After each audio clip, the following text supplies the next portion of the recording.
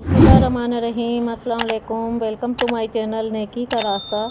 अल्लाह पाक से दुआ है वो हम सबको आने वाली परेशानियों और बीमारियों से महफूज रखे। आज मैं आपको एक बहुत गुनाहगार इंसान का वाक़या सुनाती हूँ। मोहम्मद बिन समाक फरमाते हैं कि बनो उमैया के लोगों में मोहम्मद मूसा अल-हाशमी बहुत नाज परवरदा रईस था। दिल की ख्वाहिशात पूरी करने में हर वक्त मसरूफ़ रहता, खाने में, पीने में, लिबास में, ऐशो इशरत में आला दर्जे पर था। लड़के लड़कियों में हर वक्त घिरा रहता, ना उसको कोई गम था ना फ़िक्र। ख़ुद भी निहायत हसीन चाँद के टुकड़े की तरह था। अल्लाह ताला ने उसको दुनिया की हर नेमत दी हुई थी। उसकी आमदनी 3,03,000 दिनार अशरफियाँ सालाना थी, जो सारी की सारी ऐशो इशरत में खर्च होती। एक ऊंचा बाला खाना था, उसमें कई खिड़कियाँ थीं।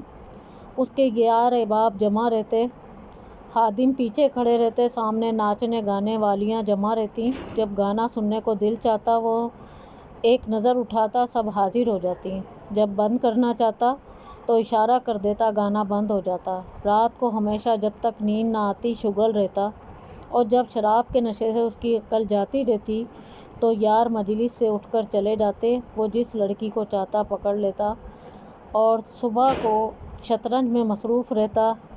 उसके सामने कोई रंज गम की बात, किसी की मौत की, बीमारी का तज़किरा बिल्कुल ना होता। उसकी मजलिस में हर वक्त हंसी खुशी की बातें, हंसने के किस्से और तज़किरे रहते। हर दिन नई नई खुशबुएं पेश की जाती, उम्दा गुलदस्ते पेश किए जाते। इसी हालत में उसके 27 बरस गुजर गए। एक रात को वो हस्बे मामूल अपने किले में खड़ा था कि उसके कान में एक ऐसी सुरीली आवाज़ पड़ी जो उसके गाने वालों की आवाज़ से बिल्कुल अलग थी, लेकिन बड़ी दिलकश थी। उसकी आवाज़ कान में पड़ते ही उसको बेचैन सा कर दिया।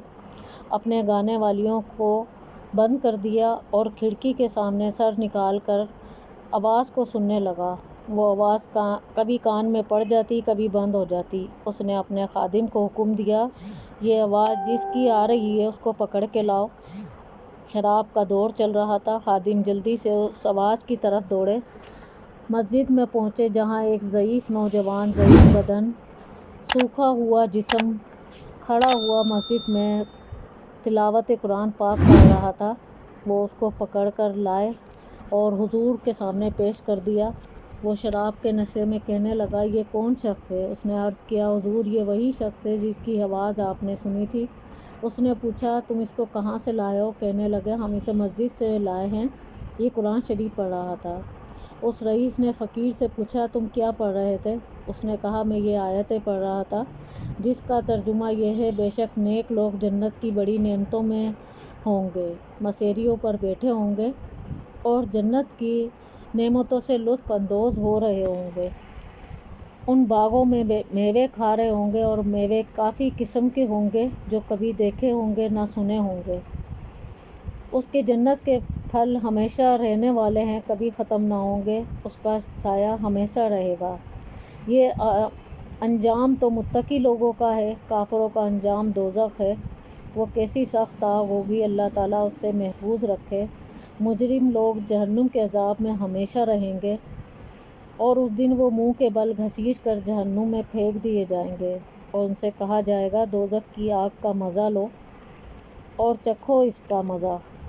तो हर आदमी ये चाहेगा कि उसकी जान छूट जाए, चाहे उसके लिए उसे अपनी औलाद, बीवी, भाई, सारे कुत्ते को क्यों ना देना पड़े, लेकिन वो अज़ाब कभी भी कम ना होगा। इस कलाम में इस फ़कीर ने जन्नत और दोज़ख के बहुत सी आयतें बयान की, जिसे सुनकर वो रोने लगा। वो हाशमी रईस फ़कीर का कलाम सुनकर अपनी जगह से उठा और फ़कीर से हाथ मिलाया और खूब चिल्ला कर रोया। अपने सब अहले मजलिस को कह दिया, तुम सब चले जाओ। फ़कीर को साथ लेकर सहन में गया, एक बोरिए पर बैठ गया और अपनी जवानी पर नोहा करता रहा, अपनी हालत पर रोता रहा। फ़कीर उसको नसीहत करता रहा, यहाँ तक कि सुबह हो गई। उसने अपने सब गुनाहों से फ़कीर के सामने तौबा की और अल्लाह से अहद की, आइंदा कभी गुनाह ना करेगा। फिर दोबारा दिन में सारे मुजमे को बुलाकर उनके सामने तौबा की और मस्जिद का कोना संभाल कर इबादत में मसरूफ़ हो गया। सारा साजो सामान, मालो मता सब फ़रोख्त कर दिया, सदका कर दिया। तमाम नौकर موقوف کر دیے، جتنی چیزیں ظلم و ستم سے لی تھیں سب اہل حقوق کو واپس کی، غلام باندیوں میں سے بہت سے آزاد کیے، بہت سے فروخت کر کے ان کی قیمت صدقہ کر دی، موٹا لباس اور جو کی روٹی اختیار کی، تمام رات نماز پڑھتا، دن کو روزہ رکھتا، حتیٰ کہ بزرگ لوگ اس کے پاس زیارت کو آنے لگے۔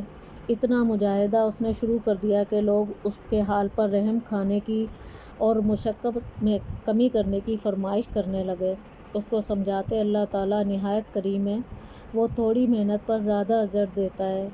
اس نے کہا آپ لوگوں کو میرا حال نہیں معلوم، یہ مجھی کو معلوم ہے، میں نے اپنے مولا کی رات دن نافرمانیاں کی ہیں، بڑے سخت سخت گناہ کیے ہیں، یہ کہہ کر رونے لگتا، خوب روتا۔ اسی حالت میں ننگے پاؤں پیدل حج کو گیا، ایک موٹا کپڑا بدن پر تھا، ایک پیالہ اور ایک تھیلا صرف ساتھ تھا۔ اسی حالت میں مکہ گیا، حج کے بعد وہیں قیام کیا، وہیں انتقال ہو گیا۔ مکے میں قیام رات کو حطیم میں جا کر خوب روتا، گڑ گڑاتا، کہتا میرے مولا میری کتنی خلوتیں ایسی گزر گئیں جن میں نے تیرا خیال بھی نہ کیا، میں نے کتنے بڑے بڑے گناہ کیے، تیرا مقابلہ کیا، ساری راتیں جاگ کر گناہ کرتا تھا، میرے گناہ میرے ساتھ رہ گئے، ہلاکت ہے میرے لیے اس دن جس دن تجھ سے ملاقات ہوگی، یعنی مرنے کے بعد میرے لیے ہلاکت ہی ہلاکت ہے۔ تو میری ساری حرکتوں کو دیکھ رہا تھا، میرے آقا تیرے سوا میرا کوئی ٹھکانہ نہیں ہے جہاں بھاگ کر چلا جاؤں، تیرے سوا کون ایسا ہے جس سے التجا کروں، تیرے سوا کون ہے جس پر بھروسہ کروں، میرے آقا میں اس قابل ہرگز نہیں ہوں کہ تجھ سے جنت کا سوال کروں، البتہ محض تیرے کرم سے، تیری عطا سے، تیری فضل سے اس کی تمنا کرتا ہوں کہ تو مجھ پر رحم کھا اور میرے گناہ معاف کر دے۔ اللہ پاک سے دعا ہے وہ ہم سب کو گناہوں سے محفوظ رکھے، توبہ کی توفیق عطا فرمائے۔ ویڈیو اچھی لگی ہو تو لائک اور سبسکرائب کریں۔ ملتے ہیں اگلی ویڈیو میں، اپنا بہت سا خیال رکھیے گا، اللہ حافظ۔